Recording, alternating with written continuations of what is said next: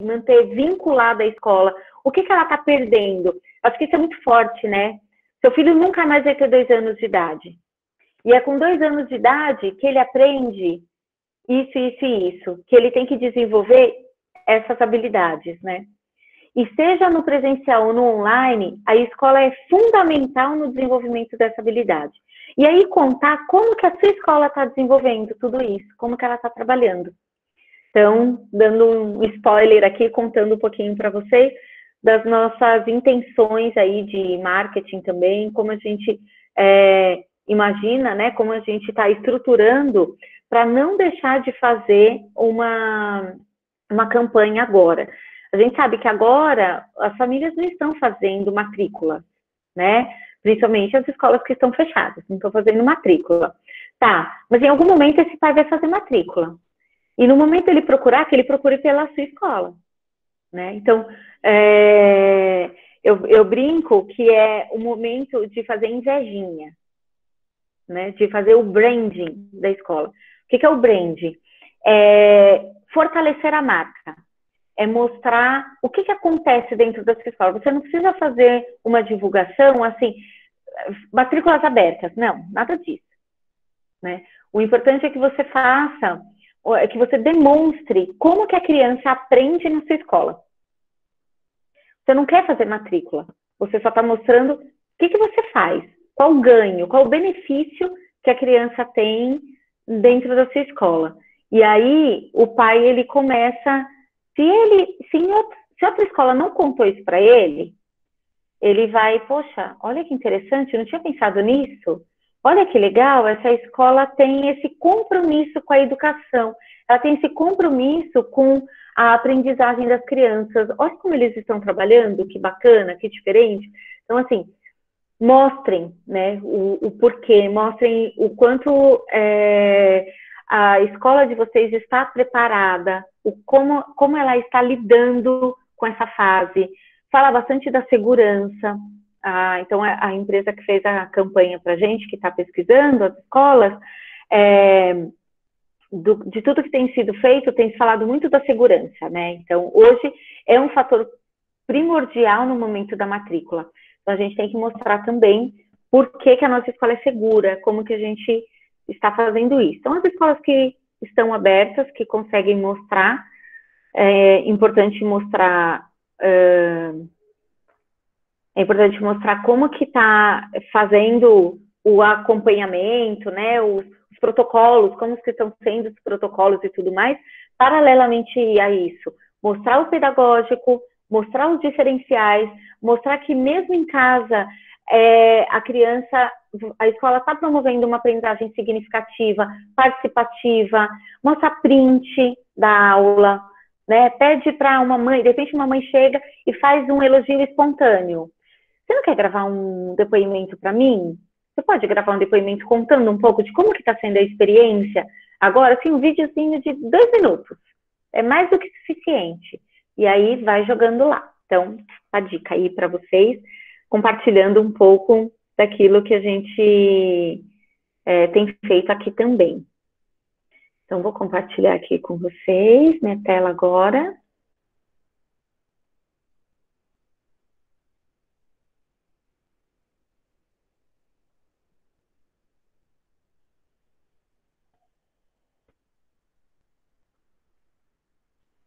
Aí.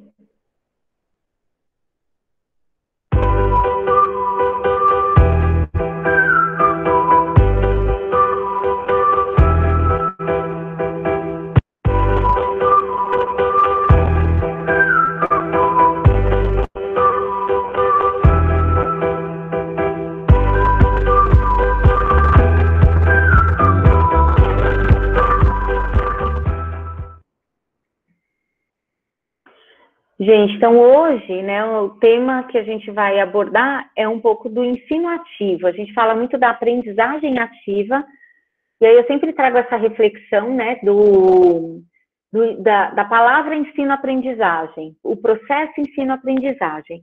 Ensino é aquilo que você ensina, mas eu quero dizer que o outro está aprendendo, né? Por isso que a gente tem que utilizar vários recursos diferentes, estimular de diversas formas diferentes, porque a gente já sabe que cada criança aprende de uma forma, então a gente tem que ter um repertório rico de possibilidades.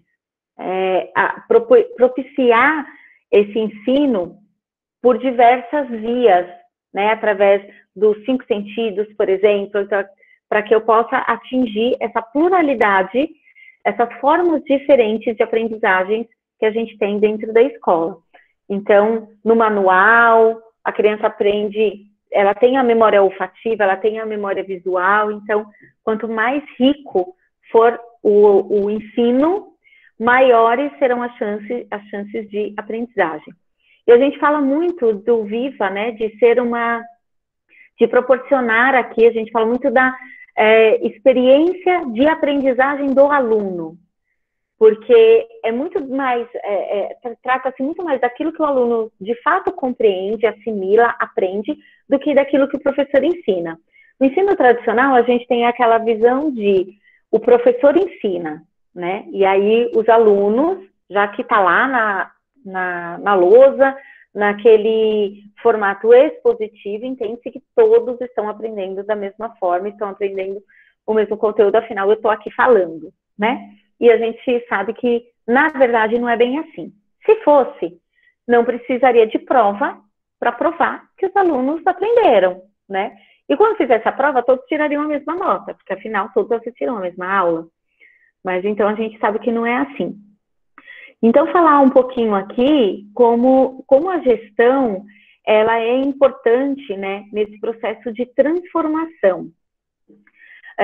Eu tenho percebido, já não é de hoje, assim, muitos professores que às vezes querem fazer algo diferente, querem apresentar um projeto diferenciado, querem trazer uma novidade para a sala de aula e nem sempre conseguem, porque a própria coordenação muitas vezes trava, né, essa aprendizagem, essa dinâmica. Então, não pode fazer barulho, você está atrapalhando a sala do lado, né? Ou então a professora ela acaba ficando desmotivada, tudo porque todo mundo acha que ela quer se mostrar, né? Que ela quer ganhar destaque, então ela acaba ficando ali no senso comum, naquela atividade, no café com leite mesmo, para que ela não tenha nenhum destaque, para que ela não fique mal perante as outras professoras. Então, olha a importância da gestão quando se trata de inovação, né? O reconhecimento desse professor que traz ideias novas, a importância de trazer para a família como que um novo discurso, o porquê que a escola está se modernizando, está inovando, né? Enxergou outras formas de trabalhar, de fazer educação, o quanto as pessoas precisam estar mais abertas a essas novidades, porque a gente sabe que na escola, em qualquer corporação, esses processos, eles acontecem a efeito dominó, né? Se você tem, é igual, quer ver um exemplo? A professora que é bastante organizada, que ela é bem organizada, provavelmente os alunos dela serão organizados também. A professora que é calma, os alunos são calmos. A professora que é muito agitada, ela também agita a turma. E assim é com a gente, com nós gestores. Então, para quem está participando hoje aqui na primeira vez no encontro do Viva, seja bem-vindo, bem-vinda. Eu sou a Cristine Soares, sou a idealizadora do Viva, que é um material didático inovador. Tem todo um projeto, né, material, plataforma digital, formações mensais de professores, porque a gente acredita nisso, né? Tem que ser sistemático. Essa transformação, ela não acontece do dia para a noite, não é essa mudança de chave, ela leva um tempo para ser construída, a pessoa precisa internalizar, né? Ela precisa fazer sentido para ela também, para que ela queira trabalhar dessa forma, para que ela queira inovar, trabalhar com metodologias ativas e tudo mais. Então, para isso precisa ser sistemático, a professora precisa ter suporte da coordenação, da direção, do material didático, das formações de professores, é todo um ecossistema. Não dá para mudar com uma ponta só, né? No meu mestrado sobre inovação curricular, eu tinha um professor que foi, inclusive, o professor que prefaciou o meu livro, ele falava muito sobre isso, né? Às vezes a escola ela tem um projeto diferenciado e para ela já é uma escola inovadora, né? Ah, nós somos diferentes, porque aqui a gente faz a feira de ciências, né? Ou a nossa feira de ciências ela é diferenciada. Enfim, ela tem um projeto específico que já é muito legal, né? Já mostra que ela já está no caminho, mas não é só isso, né? E aí eu sempre parto para aquele olhar das incoerências. Quando a gente tem um discurso e a nossa prática é outra. Isso a gente tem que tomar muito cuidado, porque o professor, ele capta tudo, o aluno também e a família também. Então, se não é coerente, uma hora você fica com um discurso frágil, né? Você fica com um discurso muito com falta de embasamento, tanto teórico quanto prático. Saber que aquilo que você fala se realiza. Então, a gestão escolar, ela tem um papel fundamental na transformação da educação. E a gente fala muito sobre transformar, né? Se a gente olhar um pouquinho para trás, gente, a nossa educação, a escola, ela não muda há séculos. A gente tem o mesmo formato. O formato de livro, de aluno sentado. E aí, com a pandemia, por um lado, me traz a esperança de que as escolas elas reconhecem agora a importância de ter um novo olhar, né, de trazer novos processos, de trazer a tecnologia, de ser mais aberta aí para o digital, para outros formatos e tudo mais. Em contrapartida, eu vejo algumas escolas ainda assim, eu não vejo a hora de voltar, né, das aulas voltarem, da gente voltar a ser como era antes. E a gente não vai mais voltar a ser como era antes. Porque é aquela velha história, né? Aquele velho ditado, que uma mente que se abre para o novo, ela nunca mais volta para o seu tamanho original. Quer dizer, a partir do momento que eu descobri algo, você não consegue mais ver de outro jeito, né? É igual procurando o Wall-E, que tem aquela imagem gigante, você está ali procurando, ele está completamente escondido. Gente, não é possível. Esqueceram de colocar o Wall-E nessa imagem, porque realmente não está aqui. E, de repente, quando você vê, você não consegue mais deixar de ver, né? Porque foi detectado ali um novo conhecimento, um novo aprendizado. E a mesma coisa acontece com os pais, com os alunos, conosco também. E a gestão, ela tem um papel fundamental nisso, porque é ela quem vai trazer o restante, né, da escola. Ela que vai motivar, incentivar o professor, incentivar a família, mostrar para a família por que o professor agora está trabalhando daquele jeito, o professor se sentir apoiado. Então, como eu disse, é todo um ecossistema que tem que estar integrado. E aí a pergunta é, né, você, gestor, está motivando os seus professores para uma atitude ativa no ensino? Né? Então, a gente fala da aprendizagem ativa, partindo da criança que pesquisa, que investiga, que pergunta, questiona, refuta e tudo mais, que elabora, né, que produz. E o professor, em que medida ele está propiciando que o aluno tenha essa diversidade aí de experiências? Então, lá, desde a educação infantil, o kit pedagógico, de repente, que vai para casa das escolas que estão fechadas, ou então as escolas que estão com rodízio. Na segunda, o aluno tem aula. Na terça, ele não tem aula. O que ele vai fazer na terça-feira? Né? Ele vai só esperar a videoaula lá do professor, o horário que o professor vai entrar, ou ele vai ter que assistir a aula que o professor deixou lá na plataforma, ele vai ter que fazer uma atividade, pintar e tudo mais, né? Ou ele já vai ter algum direcionamento, ou a família, por exemplo, na hora que vem buscar. Por que não entregar, junto com a criança, aquela liçãozinha de casa, mas para os menores principalmente, a orientação já do que é para fazer no dia seguinte, de como vai estimular. Então, olha só, eu vou postar um vídeo, aí eu vou pedir, mãe, para você assistir, colocar ele para assistir o vídeo e em seguida ele vai fazer essa atividade e colocar, de repente, recursos diferentes. Cada criança com um recurso diferente, cada criança com um quebra-cabeça diferente, por exemplo, de 2, de 3 peças, com um jogo, né? Mas trazendo aí experiências que possam ser compartilhadas depois de diferentes pontos de vista, de diferentes formas diferentes. Então, em que medida que o professor, ele deve e ele tem espaço nessa escola para ter uma atitude ativa, né? De trazer ideias novas e tudo mais. Ele está sendo incentivado, motivado? Quando ele traz, como que eu recebo essa ideia nova, essa participação, né? Então, são coisas aí que a gente tem que pensar, porque nós quem comandamos, né? Então, eu estava falando aqui um pouco do Viva, da minha apresentação, eu também sou gestora, e eu sei o quanto é desafiador a gente motivar a equipe, né? E é um trabalho que precisa ser constante.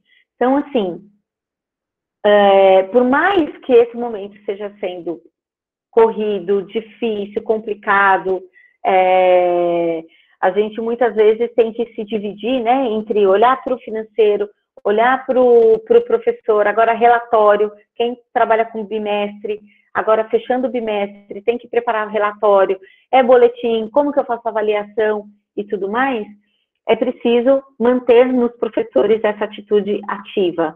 O que o professor também pode fazer para contribuir, né? Que frente, semana passada a gente falou um pouco disso. Se está pesado demais, descentraliza. Se o professor não tem uma atitude ativa, é complicado também para que ele assuma uma segunda ou uma terceira tarefa, né? Mesmo que momentânea, mesmo que por um período. Mas é importante mostrar para ele que, a partir do momento que ele está sendo, que essa responsabilidade está sendo dada para ele, mais do que uma responsabilidade, é uma oportunidade dele aprender, dele demonstrar também. Então, de repente, tem um professor lá que ele é ótimo, ele é super criativo. Então, ele pode ajudar, olhando todos os planos de aula, ajudando a coordenação a olhar os demais planos de aula, dando ideias, dando sugestões. Por que não, de repente, premiar um livro no final do mês, para aqueles professores que foram mais ativos, que trouxeram mais ideias, que compartilharam mais, né? Então, é importante que a gestão ela tenha essa visão do que também está nas mãos dela para fazer com que o professor tenha essa atitude ativa. O quanto eu estou motivando, ou o quanto eu estou tolhindo a ideia do professor. Porque tem muito disso também. Eu tive uma professora que, uma vez, ela trabalhou no colégio, saiu e depois voltou.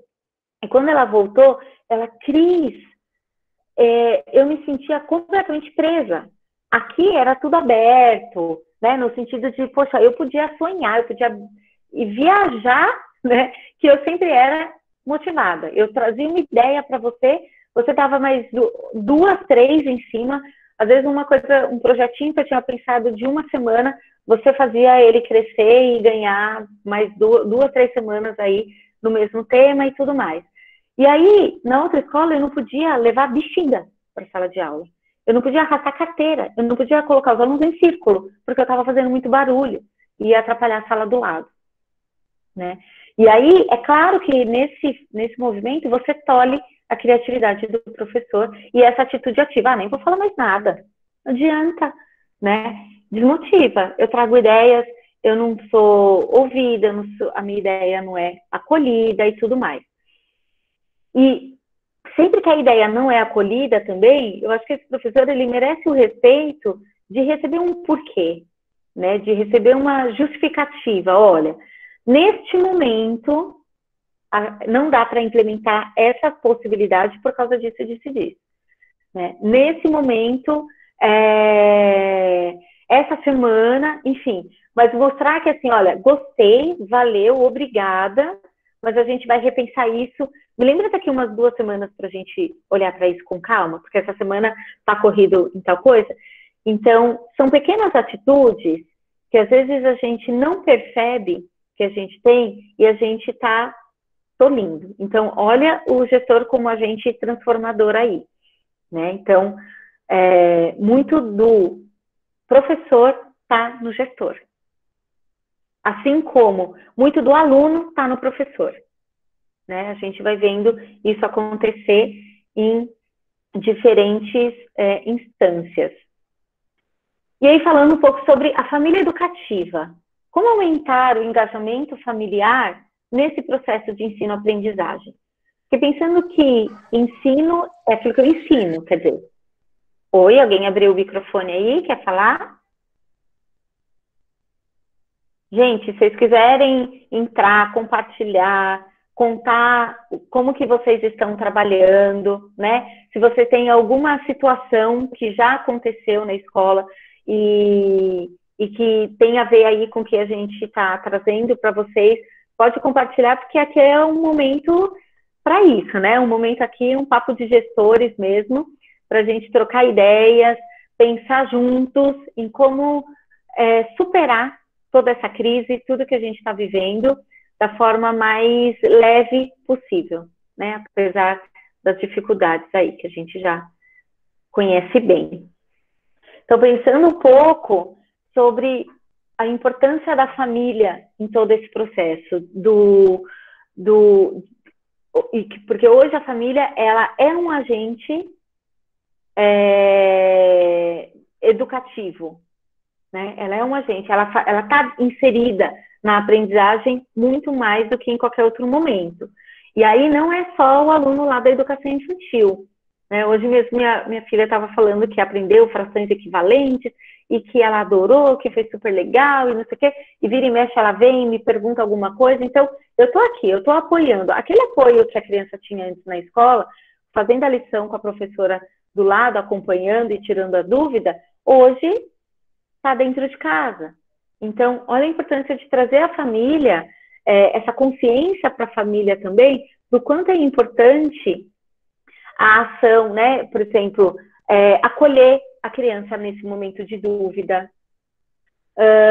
Está disponível, pensando nos menores, está disponível para a hora de assistir um vídeo que a professora gravou, de fazer aquela atividade, né? Então, de repente, olha, mãe, o que eu preciso de você? Eu preciso de 40 minutos por dia. Você não precisa... porque eu não tenho tempo, porque eu trabalho, porque não tem ninguém que faça com meu filho. Nós entendemos, né? Assim, ter a empatia nesse momento é muito importante. Quanto tempo você consegue disponibilizar para o seu filho? Por dia? Ou por semana? Eu só consigo 3 vezes por semana. 1 hora, 1h30, né? Olha, na semana tá super complicado, mas no final de semana, então vamos tentar equilibrar isso? De repente, trazer uma atividade. Então, quando a família ela percebe a boa vontade da escola, ela percebe que a escola está acolhendo, entendeu a necessidade dela, não está jogando no colo dela a responsabilidade. Mas eu não estudei para isso, porque eu não sei, eu concordo, não estudou e por isso eu estou aqui. Eu estou aqui justamente para te ajudar com isso, justamente para te apoiar, para a gente fazer junto, né? E mostrar essa disponibilidade. E, principalmente, mostrar para a família a importância. Entra um pouco naquilo que eu acabei de contar aqui sobre a questão do marketing, né? De como fazer esse marketing daquilo que vocês já estão fazendo na escola. Às vezes, o gestor, muitas vezes, ele fala, porque pai também, viu? Só reclama, também não gosta de nada, também reclama de tudo que a gente faz, porque não reconhece. Como que eu estou comunicando o que eu estou fazendo? Será que eu estou comunicando para esse pai o meu diferencial? Como que eu estou trabalhando? Por que eu estou trabalhando? Por que a criança tem que brincar com pote, por exemplo? Que ela vai fazer lá a associação do pote com a tampa, né? A mãe acha que é só para fazer bagunça, que é só para dar trabalho. Então, por exemplo, olha só. Eu não tenho tempo de fazer atividade e tal. Tá. Você tem Tupperware na sua casa? Pote de plástico, assim, com tampa? Você quer? Tem e tal. Se você deixar seu filho brincar meia hora com todos os potes, porque às vezes a mãe fica assim, né? Fica estressada, porque também a criança não pode fazer nada.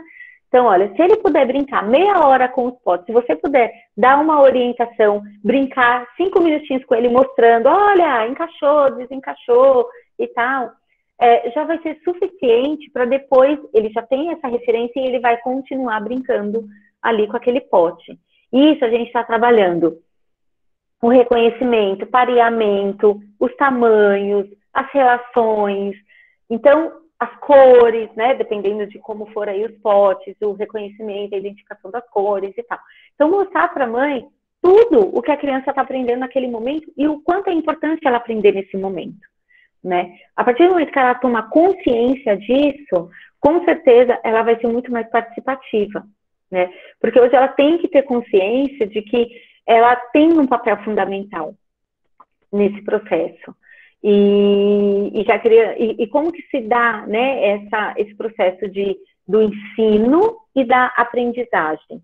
Então, o que eu dou de dica assim, para vocês alimentem os pais de informação. Os pais precisam saber por que a criança brinca de massinha. Por que ela brinca com os potes. Ele tem que saber a importância que tem os 40 minutos que ele vai dedicar por dia para ficar com o filho dele, né? Porque, novamente, a criança só vai ter essa idade agora. Então, sabe, às vezes a gente precisa dessas chocadas, assim, puxa, é verdade. Então, e aí, o que ele precisa aprender agora, ele não vai, ele vai aprender em outro momento. Só que isso vai desencadear um atraso, né? O atraso de fala, por exemplo, ele desencadeia o atraso no processo de alfabetização, na aquisição da leitura e da escrita, né? A linguagem oral, ela está relacionada com a linguagem escrita. Então, quanto mais a criança demora para falar, mais ela demora para aprender a ler e escrever. Quanto menos repertório ela tem ali de palavras, maior vai ser a dificuldade depois nesse processo de alfabetização. Quanto menor a consciência fonológica, também é pior. Então, por exemplo, olha, eu sei que você não tem tempo, mas vamos pensar na qualidade desse tempo? Então tá, ó, quando seu filho for assistir desenho, quais são os desenhos mais indicados? Vocês deram alguma ideia, algumas dicas para as mães, para as famílias, de quais são os desenhos mais indicados para as crianças, para cada idade? Por exemplo? Né? Quais conteúdos ali, quais episódios, enfim, que eles poderiam estar assistindo em casa, porque aí a gente fala, tem problema com a internet, mas na TV todo mundo consegue assistir, né? Então, vamos utilizar o que a gente tem de recurso. Então, mais uma vez, a importância da nossa criatividade também, tá? E trazendo sempre para a família essa consciência de como trabalhar e do porquê trabalhar cada aspecto daquilo que vocês estão encaminhando para casa, propondo como trabalho em casa, seja na lição ou seja na sala de aula, né?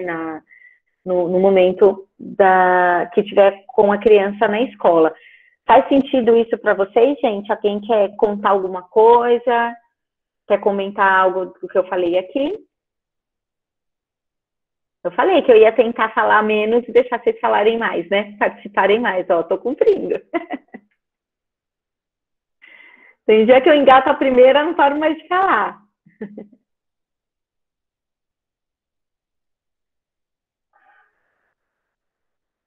Bom, e aí, essa questão da família educativa, né? O quanto que a família também precisa ter os recursos, né? É aquilo que eu falei, poxa, não adianta pedir para a família pedir, eu comentei, acho que há uns 2 encontros atrás, não adianta pedir para a mãe fazer o biscoitinho lá, porque de um dia para o outro ela não vai conseguir fazer o biscoitinho, e aí você só está trazendo uma frustração, quer dizer, a mãe se sente mais pressionada, cansada, poxa, mas esse pau está jogando tudo nas minhas costas, ela fica com essa sensação, e isso é extremamente negativo para a imagem dessa escola. Então, vamos pensar em como trazer a família para perto. Acho que a primeira forma é ouvindo essa família, né? É ouvindo um pouco da rotina. Oi, alguém abriu aí? Oi, Eliane. Oi, Eliane. Seja bem-vinda. Obrigada. Você quer contar um pouquinho para a gente? Você é diretora, é professora? Sou coordenadora aqui da Escola Municipal Maria Angélica Martins de Souza, município de Poeiras, Tocantins. Ai, que legal, seja bem-vinda, que prazer. Igualmente. E aí você trabalha com educação infantil, então? Educação infantil, estou sendo coordenadora agora, né? Sempre eu Uhum. fui, meu foco maior era educação infantil mesmo. Sempre fui professora há 18 anos de educação infantil. E agora você tá, as crianças aí estão no presencial, no online, como é que tá? Ela está no remoto ainda. No remoto. Ainda não abriu esse ano. Não, não. Já tem um ano e um mês que estamos só no Tá. remoto mesmo. E qual que está sendo o maior desafio aí de vocês? Ou aquilo que vocês estão fazendo que está funcionando, que você gostaria de compartilhar aqui com a gente? Bom, o meu maior desafio é enfrentar essa pandemia, né? Está bastante complicado. Aqui é um povoado pequenininho, mas é uma média de 200 habitantes, mais ou menos. Acho que não chega a isso, não. Uau! E aqui está um caso sério da Covid. Uhum. No final dessa semana mesmo, morreu 2 colegas nossas aqui. Poxa, que chato. Triste, muito chato. Sim. E estamos indo. Deus é quem vai abençoar todos nós, né? Sim, com certeza. E pensar, né, gente, aquilo, isso que eu estou comentando aqui para trazer para a família é um pouco do que a gente tem que trazer para dentro também, né? E olhar isso, que a criança, ela tá, aquilo que ela tá deixando de aprender nesse momento é muito importante e vai gerar um problema. Foi ontem que saiu uma matéria da a Unicef, né, trouxe que esse período aí com as escolas fechadas vai repercutir, vai trazer 2 décadas de atraso na educação. E eu concordo muito com isso, assim, eu acho que a gente ainda não tem dimensão do quanto isso vai atrasar. Aqui em São Paulo, que teve esse feriadão de 10 dias, eu falei, são 20 para o pedagógico, porque agora volta até todo mundo recapitular, vamos retomar aquilo que a gente tinha trabalhado. Já vai ser complicado. Imagina esse período muito maior. Então, é essa tomada, essa consciência que nós, educadores, temos que ter para que a gente possa trazer também para as famílias, né? Trazer essa consciência para as famílias. O quanto é importante que, por mais que a mãe, que o pai, né, enfim, que a família tenha outras demandas, mas que ela precisa separar aí um momento, entender que momento que é esse que a família consegue, mas como que a gente consegue aproveitar esses momentos com o máximo de qualidade possível, né? Estimular aquilo que a criança precisa desenvolver. Mas obrigada, viu, Eliane, por ter participado. Obrigada, tchau, tchau. Ficar aqui por aqui. Fica aí, pode não. Então, uma forma aí de falar sobre o engajamento. O ensino ativo dá gestão ao estudante, né? Então, todo mundo é um agente transformador, todo mundo ensina alguma coisa, assim como todo mundo aprende também. É preciso quebrar paradigmas e repensar modelos de escola. Então, aqui eu trouxe um pouco para a gente refletir sobre como a gente consegue, quando a gente faz um projeto, por exemplo, lá sobre reciclagem, por exemplo, sobre o uso consciente da água, muitas vezes a gente atinge a família, né? É através do aluno que a gente atinge a família. E é importante a gente pensar como que a gente pode utilizar também, através do aluno, para atingir a família, no sentido de trazer a família para mais próximo da escola, conscientizando, né, a importância dessa participação e tudo mais. Então, também através do estudante, muitas vezes. Então, o estudante ele também vai ensinar em casa, todo mundo está nesse processo, né? Uns que ensinam, outros que, e ao mesmo tempo que, enquanto ensinam, aprendem. E ter essa atitude ativa, não só a gestão, como os professores, a gestão precisa olhar para a escola como um todo e identificar as possibilidades, o que eu posso remodelar, repensar aqui, até o meu modelo de gestão, né? Como que eu consigo desconstruir esses formatos que a gente está acostumado até hoje, que nós estávamos acostumados até hoje, para conseguir justamente enfrentar essa crise. O quanto os professores podem, por exemplo, meus alunos estão desmotivados e tudo mais. E se a gente fizer, vamos supor, uma semana de oficinas? Então, vamos quebrar? Vamos fazer essa semana só oficinas? Então, a criança vai escolher em que oficina que ela quer entrar, e aí os professores propõem ali, por exemplo, uma sequência, as possibilidades, né? Vai ter a oficina, oficina de massinha. Então, as crianças vão ter que fazer os monstrinhos, enfim, né? Vão ter que criar um cenário de massinha, por exemplo. Oficina de jogos. Eu recebi uma sugestão de uma professora esses dias, eu ainda não olhei, tá, gente? Com propriedade, assim, mas é um jogo, olha só, Exploradores Seguros e Confiantes no Mundo Online e tal. É uma plataforma de criação de jogos gratuita do Google. Eu vou jogar aqui para vocês. Olha aí, a criança ensinando, né? A gente joga para elas, a gente joga a ideia. Ó, eu vou colocar aqui no chat, e aí se vocês clicarem em cima, já vai abrir, e depois vocês conseguem pesquisar melhor. Mas é uma ferramenta do Google, que ele é para a criança criar o próprio jogo. Então, a professora, por exemplo, pode, a partir de uma história, eles vão criando o passo a passo, eles vão criando os estágios daquele jogo, como que ele ultrapassa a fase, os desafios que vão existir em cada fase. Você tem vários níveis diferentes de dificuldade, então, uma dica aí bacana. E é disso, né, que eu tô falando aqui, desse ensino ativo. Você vê? Olha a professora me ensinando, né? Eu não conhecia. Então, quando o professor ele é estimulado, ele sabe que ele não vai ser julgado, por exemplo, quando ele trouxer uma novidade, quando ele der uma dica, né? Então, quando eu estou aberta a receber, eu vou criando essa cultura dentro da escola. Que aí a gente está falando de cultura organizacional, né? Dessa gestão participativa, democrática, que todos podem contribuir, de um lugar onde todos serão ouvidos.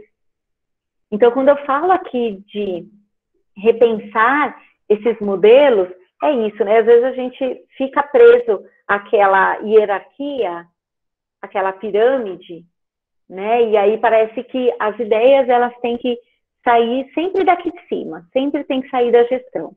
E muitas vezes, os professores, eles conseguem trazer conteúdos riquíssimos e só que a gente precisa dar espaço para eles, né, para que eles tragam também. Os alunos, porque não os alunos também irem participando, vamos ouvir também o que eles gostariam, vamos ouvir a família, e aí você vai ter uma postura ativa de toda a escola, né? Então, repensar esses modelos de escola, como que eu posso trazer a escola como mediadora de uma aprendizagem que está acontecendo em casa, né? Quando a gente pensa aí nos diferentes espaços de aprendizagem. Quando a gente fala de espaço de aprendizagem, eu tenho um espaço que é a sala de aula, eu tenho um espaço que é o refeitório. A criança aprende lá no refeitório, né? Muitas vezes aprende fração, corta no bolo, aprende as cores fazendo uma gelatina colorida, enfim, né? O jardim da escola é um ambiente de aprendizagem. A secretaria, a cantina, tem vários espaços, depende da intencionalidade pedagógica, que é o que eu falo e repito sempre aqui também, o quanto a gente precisa ter essa intencionalidade pedagógica, não é o fazer pelo fazer, nem o brincar pelo brincar, mas o quanto eu posso utilizar desses espaços, né, para aprendizagem, e lembrando que O espaço virtual também é um espaço de aprendizagem. O pai, ele tem que entender, porque a criança não tem que ficar exposta muito tempo na frente da tela, né, do computador, eu concordo com isso e tal. Só que ela está sendo exposta de que forma? E para quê? Né? Para receber o estímulo adequado da escola ou para assistir algo que de repente não vai... Então é isso, às vezes a família, ela pensa, ela vai reclamar, muitas vezes, poxa, mas vai ter 2 horas, 1 hora de live, é muito tempo, meu filho não tem paciência, ele não é indicado, ele fica tanto tempo exposto e tudo mais. Ok, mas ele está sendo exposto a quê? Né? Aí ela deixa de expor a criança na aula com o professor, mas ela esquece a criança 3 horas assistindo TV para deixar a mãe poder trabalhar, por exemplo. Então, já que é para ela ficar na TV, vamos deixar naquele desenho que vai ensinar alguma coisa. Vamos direcionar, vamos mediar esses estímulos que a criança está tendo em casa, para ela ter o estímulo certo, né? Então, ela vai continuar recebendo estímulo, mas que tipo de estímulo é que fica? Essa que é a pergunta que fica, né?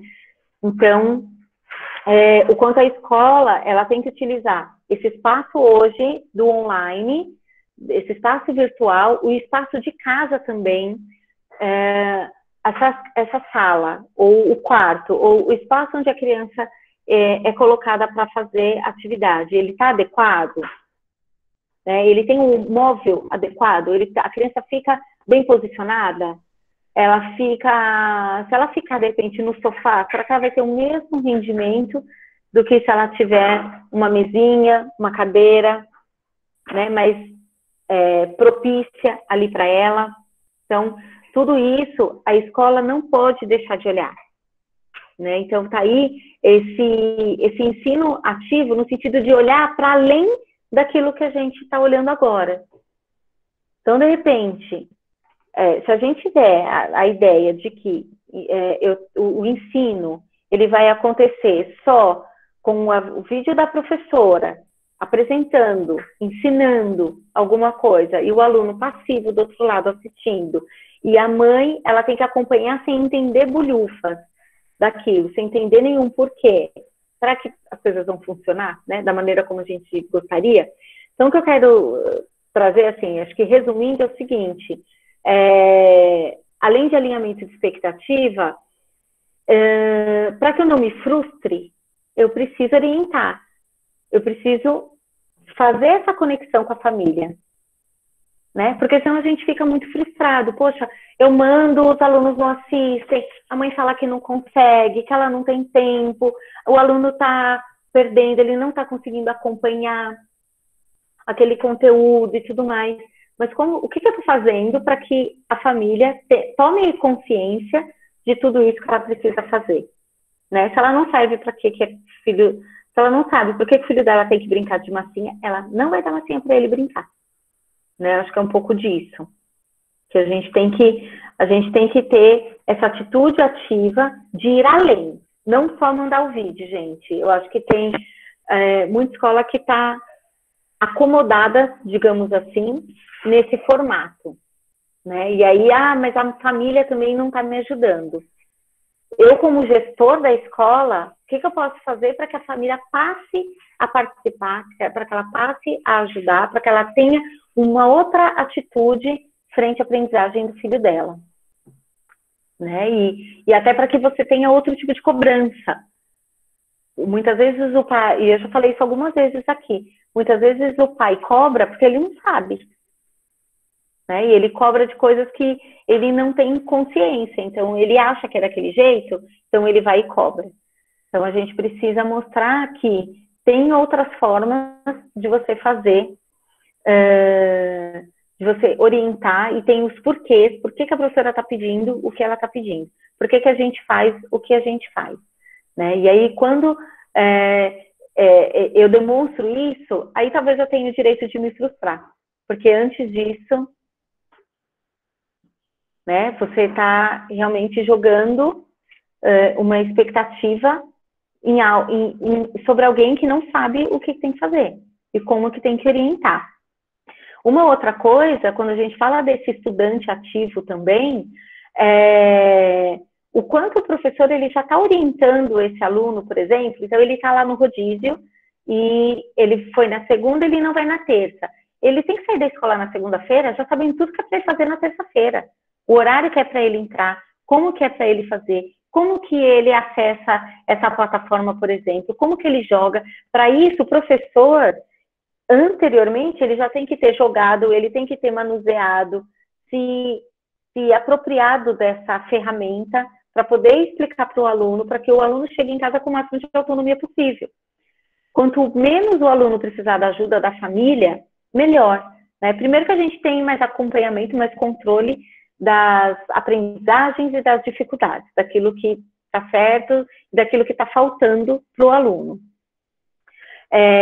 Tomar consciência também do quanto eu estou propiciando que essa atividade seja realizada. Adianta eu mandar uma atividade que vai papel crepom, que eu estou pedindo uma pintura com urucum, por exemplo, em casa, e a criança não vai ter urucum, a atividade não vai ser feita. E aí não é porque a família também não participa, né, que a gente tem a mania, às vezes, de apontar o dedo. Então, a gestão, ela não pode ter esse tipo de comportamento. Né? Ela não pode apontar o dedo, ela tem que olhar antes o que eu fiz para propiciar a realização dessa atividade. Né? Então, a gente precisa treinar o nosso olhar para isso e para reconsiderar outros modelos, outros formatos.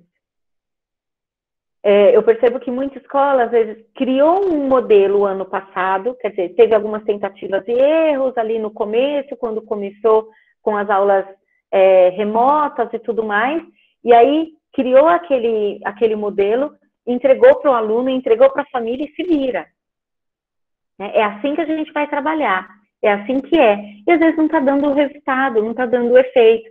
E aí a gente fica apontando o dedo, poxa, mas a família também não ajuda. Aí a família, poxa, mas a escola também acha que eu não tenho mais nada para fazer da vida, né? Acha que eu tenho tempo de ficar aqui com o meu filho e tudo mais. Eu até gostaria, mas eu não consigo.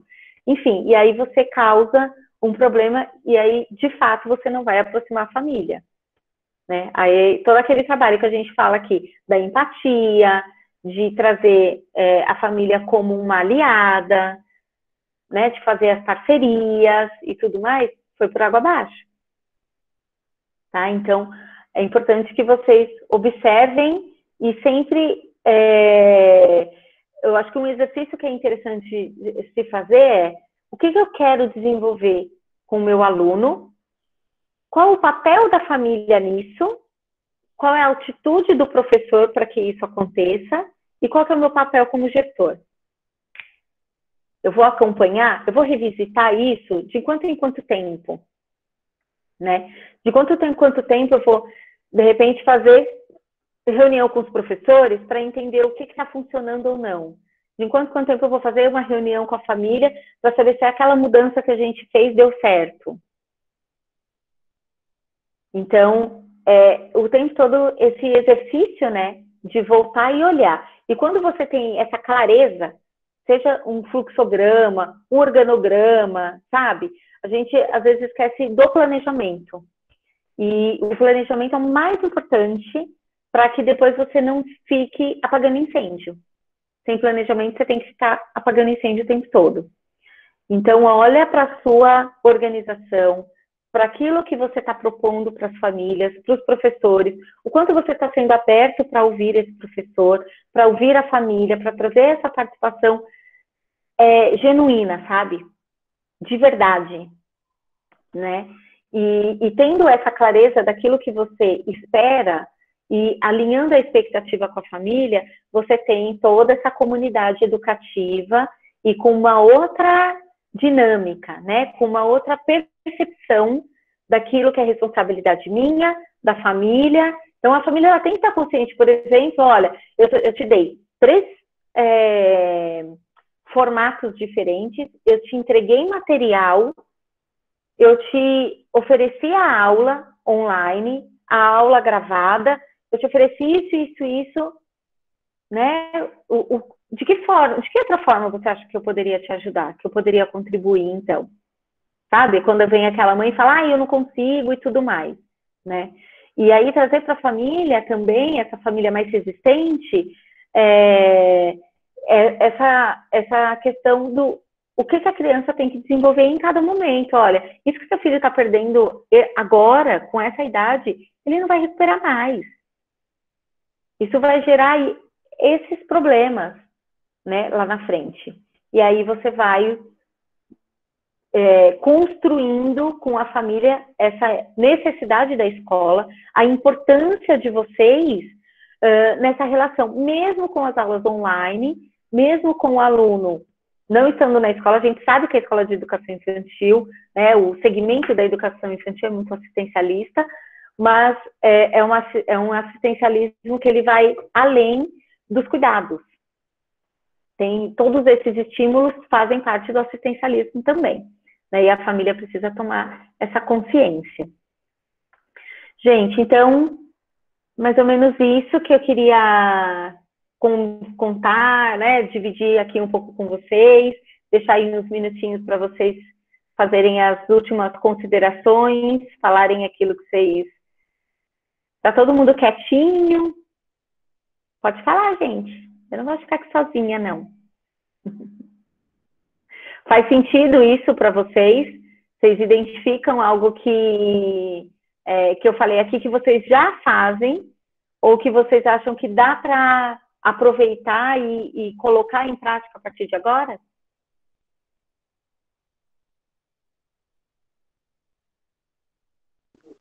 Com certeza, Cris. Com certeza. Você sempre me salvando, né?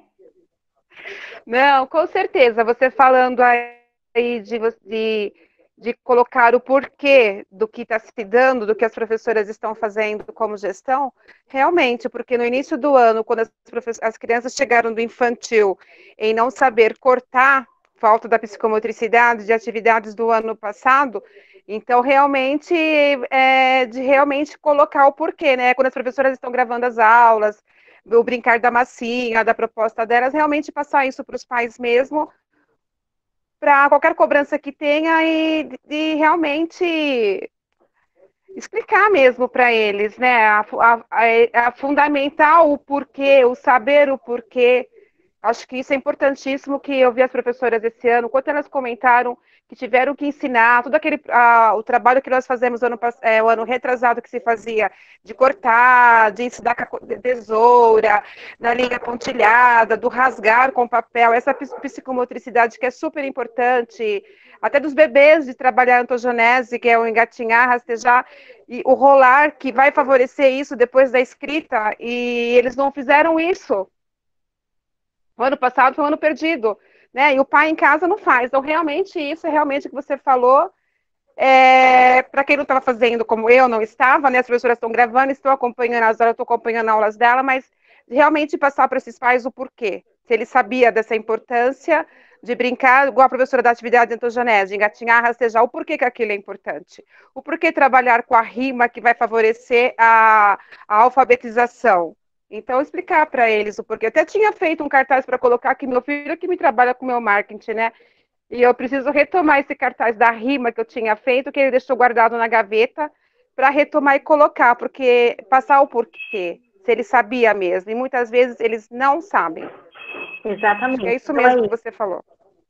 Então, por exemplo, rima traz a consciência fonológica. Será que o pai sabe o que é isso? O que é consciência fonológica? Onde ele vai usar isso lá na frente? Por que meu filho precisa... Ele acha que é só musiquinha. Eu não tenho tempo para ficar cantando com meu filho, não. Não é isso que eles falam?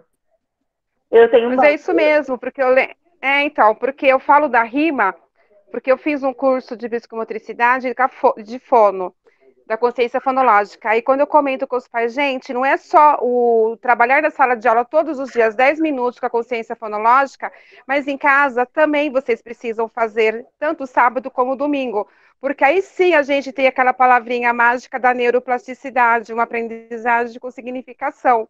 Então, é fundamental isso, né? Realmente é explicar para eles, porque eles não sabem o porquê das coisas, né? Então, tem que estar passando para eles, senão Não tem sentido. Exatamente. A questão da tesoura que você falou. Aí o pai fala que ele não tem tempo para fazer as coisas com o filho, tudo, mas pega uma revista. Enquanto você está trabalhando, você deixa seu filho sentado do seu lado, com uma revista e uma tesoura na mão. Você está trabalhando isso, e o pai não tem essa consciência, ele não tem que ter, né? É o nosso papel comunicar. Então, uma dica até que eu vou deixar aqui também é assim, por que não fazer o vídeo também para o pai? A professora não grava o vídeo para o aluno? Não monta lá a aula bonitinha para o aluno? Por que não gravar um vídeo para o pai? Oi, pais! Ó, tô aqui hoje para contar para vocês que a atividade que eu deixei é uma atividade de tesoura.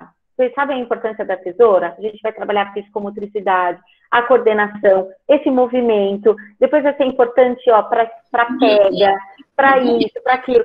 Vai mostrando para o pai essas informações que ele não tem a menor ideia desses porquês, e ele não tem por que saber exatamente. Mas a gente precisa comunicar. Tá aí o nosso papel como educador. E aí não dá para ter uma família educativa sem uma gestão educativa, né? E aí gestão, não só nós como gestores, mas o professor como gestor da sala de aula dele, né? O professor como líder daquela turma que engloba os alunos e a família, porque a família está fazendo parte da sala de aula dele. Então, é importante fazer essa orientação também para a família. Oi, Edna. Oi, Cris. Eu acho assim, o fato de termos invadido as casas, né? Muitas vezes o professor acredita que só o fato dele estar ali ministrando a aula dele remotamente é o suficiente, né? Então, eu penso muito nisso. Os pais não são profissionais da educação. Os pais, muitas vezes, não sabem nem as preferências dos filhos, porque as crianças estavam acostumadas a ficar 12 horas, às vezes até mais, na escola.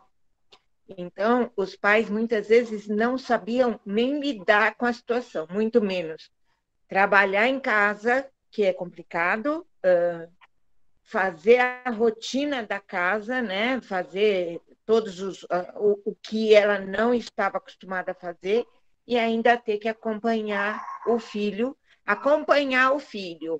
na aula ou na lição de casa, porque a criança nem lição de casa fazia em casa, ele fazia na escola, no contraturno, né? Muitas vezes isso acontecia. Então, os pais, eles não têm esse preparo, eles não sabem, eles estão completamente perdidos. 90% dos pais, a partir dos 4 anos, eles estão contratando alguém para fazer o papel em casa. Uhum. Além dele pagar a escola, ele paga uma acompanhante. Aí eu não sei acompanhar meu filho na aula. Então, cabe ao professor orientar a família, né? Orientar essa família de uma forma muito clara. Então, essas dicas que você deu hoje, de explicar o porquê que eu estou usando o pote com tampa, todos os objetivos que eu tenho ali, tudo que eu consigo tirar da criança de conhecimento daqueles potes que a mãe tem no armário, a mãe não faz a mínima ideia do que isso é. E se nós, educadores, não passarmos, eles também não vão saber. Então, eles nunca vão ter a ideia do que é a perda mesmo. Quando a gente fala, a educação perdeu 10 anos ficando em casa 1 ano, só nós sabemos o que é. Porque você ensinar uma criança mais velha a usar uma tesoura é muito mais difícil do que... Exatamente. E é isso que o pai precisa entender. Que se o filho dele não recortar com essa idade, daqui 2 anos, daqui 1 ano... É pior, é muito mais difícil. É muito mais difícil, né? Ele provavelmente não vai saber cortar certo. Exato. Ele vai ter grandes dificuldades. Sim, e aí, o que ele teria que estar aprendendo na idade, daqui 1 ano, daqui 2 anos, ele vai estar recortando Tá sempre ainda. Sempre a quem. Exatamente. Então, eu acho que é conscientizar a equipe mesmo. Como entrar na casa. Hoje está muito difícil para eles. Hoje, o fato de ter passado 1 ano, o educador, muitas vezes, ao retomar para a aula online, ele acha que ele faz parte da casa. Oi, gente, cheguei. Não, não é isso. Primeiro que você mudou de casa. Você não é aquele que estava o ano passado naquela casa, é uma outra casa. Os alunos mudaram de ano, então você é uma nova integrante na família. A família tem que se acostumar com você de novo, precisa te conhecer, porque não te conhece. Então, a questão da aula remota, hoje os professores até acham que eles... eu estou bem nisso, trabalhei 1 ano ano passado, mas, ao mesmo tempo, não é bem por esse caminho. Eu ainda acredito que eles esqueceram que eles mudaram de casa, eles são novos integrantes naquela sala de visita, né? Os pais precisam acostumar com o tom de voz, com a maneira de se relacionar com o filho dela, e vai a empatia novamente ser o ponto principal. Como eu vou chegar até aquela família? Eu preciso acolher a família para poder sentar no sofá dela. Exatamente, exatamente. É muito invasivo, né? E aí, quer dizer, se você não faz primeiro esse trabalho, você não consegue também mostrar para a família gerar vínculo. Você não consegue gerar vínculo. Não, primeiro você gera vínculo. Você não está se abrindo para o vínculo. Exatamente. Você criou vínculo ano passado. É o que a gente fala, né? Vamos deixar as marcas. Hoje a gente precisa deixar as marcas também através de um online. Se a gente fez todo um trabalho a vida inteira, deixando marcas na vida das crianças, né? Na vida até das famílias, agora, com essas aulas remotas, e numa situação que a gente está vivendo de estresse total, a família está estressada, a gente vê muito isso. Essa semana nós mandamos o horário, né, o cronograma de aula, remoto, não tinha 2 minutos, a mãe ligou, deixando uma mensagem para a Gabriele, que nós paramos e ficamos assustados. Gente, nós nunca vimos essa mãe falando assim. A situação gera isso, né? Então é tudo aquilo que a gente precisa trabalhar antes, né? Não é abrir a porta, entrar e falar, oi, estou aqui, eu vim dar uma aula. Não. Eu acho que... Uma coisa nova, totalmente diferente. Eu acho que uma coisa que você trouxe, que é muito importante, o ano passado já deu certo, o ano passado eu já fiz assim, e a gente tem essa mania. Eu fiz do meu jeito, deu certo, eu vou fazer pro resto da vida. Não mexe, tem aquele medo. Então, a gente está falando de mudar, a gente está falando de aprimorar. Sempre eu mandava um vídeo só para o aluno, por que não agora mandar um para a família também, orientando, explicando da importância. Muito, né? Explicando o porquê a gente faz o que a gente faz, da maneira como a gente faz. Isso. Então, parceira da família, né? É bem isso. Hoje nós temos que fazer isso. Senão nós nunca vamos ser bem-vindos no sofá da casa. Exatamente. É uma comunidade educativa. Precisa ter isso em mente. Né? E aí ficam dicas para vocês trazerem, levarem, né, para os professores, e deixá-los abertos também para que eles se sintam à vontade para sempre trazendo novidades também. Perfeito. Adorei. Gente, obrigada. Adorei também. Acho que hoje foi um pouquinho mais leve, né? Semana passada foi um pouco mais pesado. Então, eu falei, trazer um tema um pouquinho mais gostoso aqui para a gente conversar. Quem aqui ainda não conhece o Viva, quiser conhecer um pouco melhor sobre o nosso trabalho, sobre o que é esse projeto e tudo mais, é só mandar uma mensagem no WhatsApp que vocês recebem lá com o link. É só responder, eu queria conhecer melhor vocês e tal, que a gente entra em contato com vocês. Meninas, bom trabalho, bom restinho aí de semana. Semana que vem a gente se vê. Tchau, tchau, Cris. Um beijo, até. Tchau. Um beijo.